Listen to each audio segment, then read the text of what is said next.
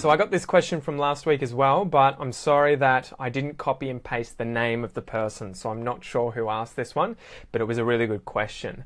So effectively, the person was asking, do I use there is or there are?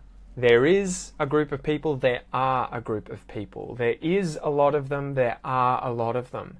So this is used quite a lot in English. You'll see this. Natives will use both.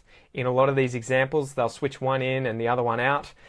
So there is usually should be followed by something that is singular. There is a dog outside. If there's two dogs, there are two dogs outside. And you may have just noticed that I said if there's two dogs.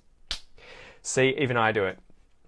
All right, so either one is fine, really, to be honest. If it's plural, you can use either.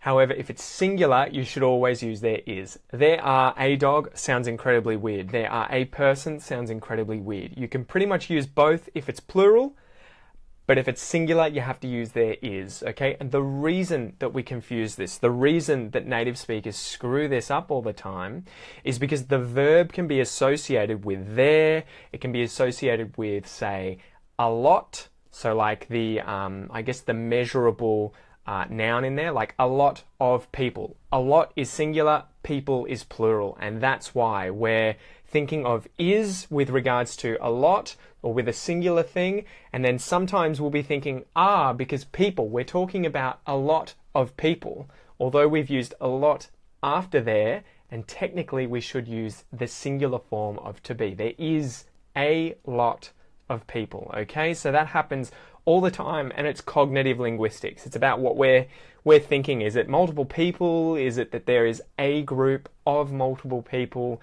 That's what's going on, and that's why we confuse it. But ultimately, that's the point. I would say that if there's plural, you can say there's a load of them, there's heaps of them. I would often use there's or there are for plural.